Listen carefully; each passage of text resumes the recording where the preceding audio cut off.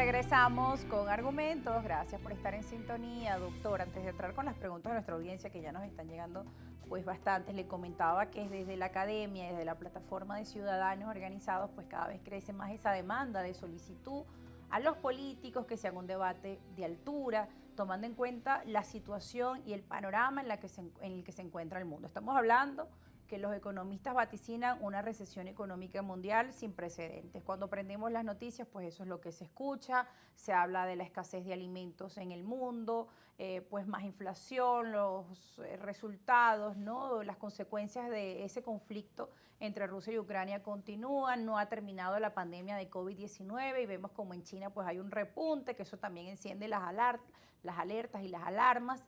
Entonces, bueno, uno se pregunta en medio de este escenario qué es lo que está ocurriendo en nuestro país, que continúa, qué más tiene que pasar para que los políticos finalmente puedan centrarse en el debate de las soluciones a estos problemas, en qué vamos a hacer en comisiones técnicas de trabajo para prevenir que, por ejemplo, si llega nuevamente una temporada de lluvias, tengamos las previsiones necesarias, por ejemplo, qué va a pasar con el tema de la desnutrición infantil, y quisiera también las propuestas concretas que tiene Unión y Progreso en este sentido.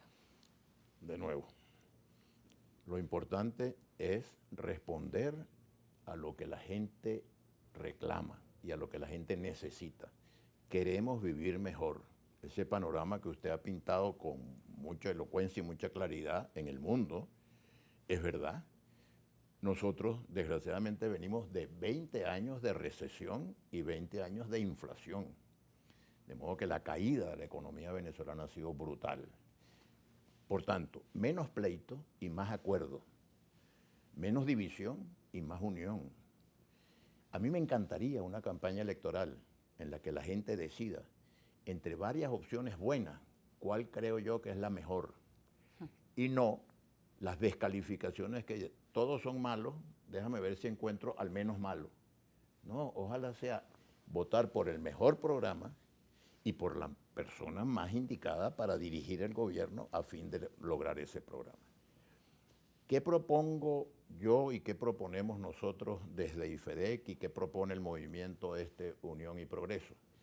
Mire, vamos a concretarnos en 5 puntos. Mejorar el Estado de Derecho en las instituciones democráticas, reactivar la economía, y aquí agrego, para reactivar la economía se necesitan inversiones. Para reactivar la economía venezolana tenemos que reinsertarnos en la comunidad internacional financiera. Hace falta confianza, por eso pienso que se necesita un nuevo gobierno. Aunque el señor Maduro tuviera las mejores intenciones de rectificar, le va a costar mucho trabajo porque ha perdido la confianza de la comunidad financiera internacional. Se necesita un gobierno que atraiga los capitales, para que esos capitales generen empleo, empleos modernos, empleos bien pagados, y entonces los maestros tengan un ingreso satisfactorio y todos los trabajadores venezolanos tengan un ingreso. Hay que superar el problema de la pobreza, y el problema de la pobreza no se va a superar regalando bolsas de comida, se va a superar en la medida en que mejoremos la educación y mejoremos el empleo, la oferta de empleo.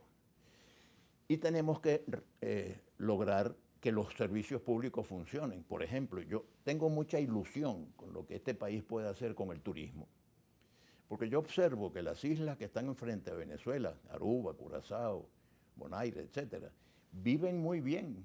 Del turismo. Y viven del turismo, y es el mismo sol que tenemos nosotros, es el mismo mar que tenemos nosotros, es el mismo clima.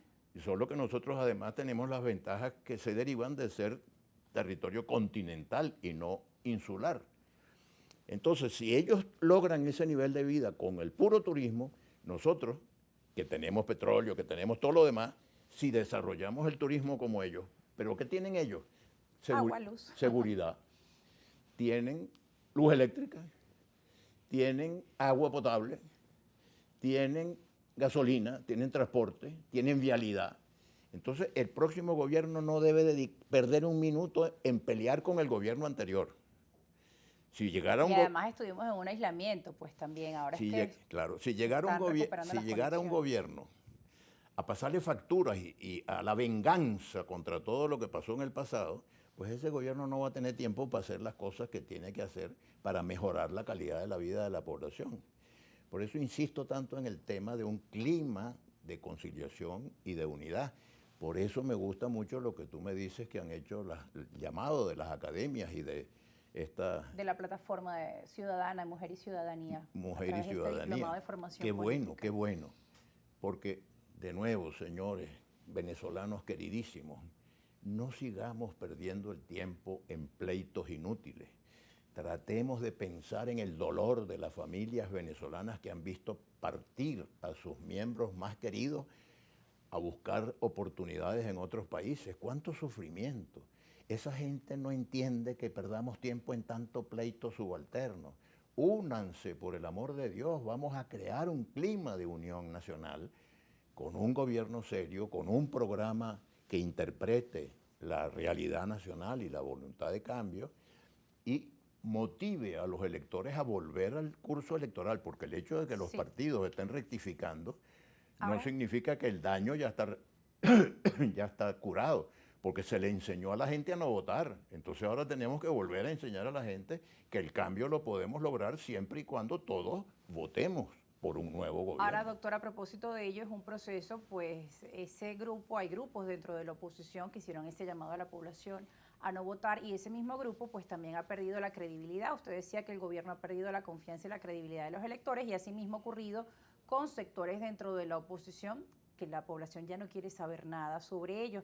Y también pues la comunidad internacional apoyó pues a este grupo y ahora en ese marco de mesa de negociaciones de diálogo nuevamente están sentadas las partes para tratar de buscar una solución política, diplomática a este conflicto. Pues también todo este tema del turismo, por ejemplo, de las inversiones privadas, cómo se puede solventar cuando pues el reconocimiento internacional a veces iba pues a otro sector de la oposición que tampoco, o sea que digamos que fracasó en el objetivo que tenía, que tampoco logró conquistar esas demandas o esas metas que tenía.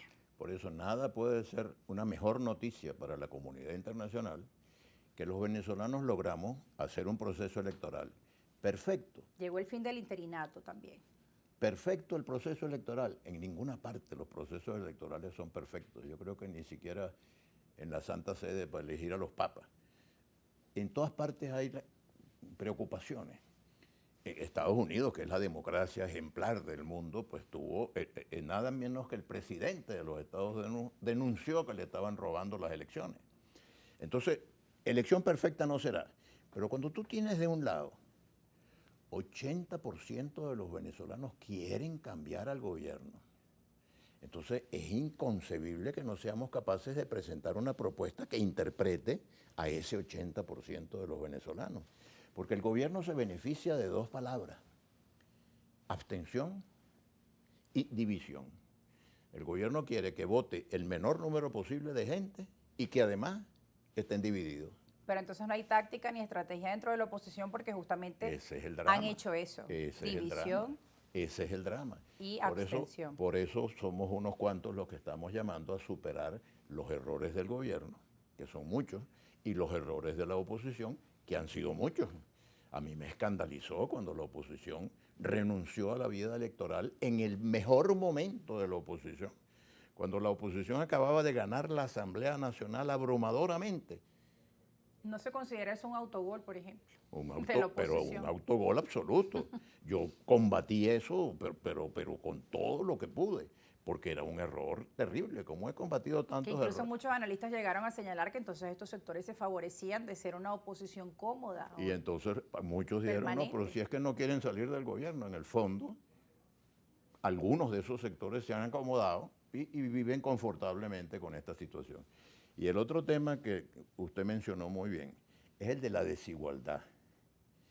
Una cosa muy irritante es que mientras la mayoría de los venezolanos no tiene cómo hacer el mercado, haya una minoría que tiene acceso a un nivel de vida como que si estuvieran en Nueva York o en California, en los sitios más ricos del mundo. Oye, a mí no, yo no tengo nada contra Se aplaude a quienes han crecido, a quienes han crecido, pues a quienes han exacto, y emprendido y quienes les ha han ido bien. tenido buenas inversiones, han hecho, Sí. pero mucho de ese dinero es fruto de corrupción. Y en todo caso, es irritante que no nos estemos ocupando de la mayoría que quiere vivir mejor. Entonces, a mí me encantaría vivir en un país como Suiza, por ejemplo, aunque una vez me dijeron, no somos suizos, me dijo un amigo muy querido, y no somos suizos. Es verdad que no somos suizos. Yo no pretendo que vamos a copiarnos de Suiza, pero en Suiza no hay nadie que sea tan demasiado rico, ni nadie que sea tan demasiado pobre. Entonces, una Venezuela con una gran clase media, que haya cada día menos proletarios y más propietarios, más gente, más emprendedores, más empresa privada, más sector privado de la economía, disminuir el tamaño del Estado que viene arrastrándose desde hace muchos años. Desde que apareció el petróleo empezó el gigantismo estatal y eso nos hace daño. Una economía donde haya mucho sector privado, mucha empresa privada y un Estado que haga lo que tiene que hacer bien hecho. Y que organismos internacionales han advertido que las economías en América Latina pues han mostrado que se han desacelerado, que no va a haber un mayor crecimiento para el año venidero, sino que más bien pues puede que se contraigan. Y cuando se les preguntaba cuál era una de esas razones, decían que era la falta de educación. El problema de la educación en Venezuela y en América Latina sigue siendo pues alarmante y es un motor fundamental para el crecimiento económico de un país. Nos vamos a la pausa. Ya regresamos con más argumentos y el doctor Eduardo Fernández y ahora sí con sus preguntas. Ya volvemos.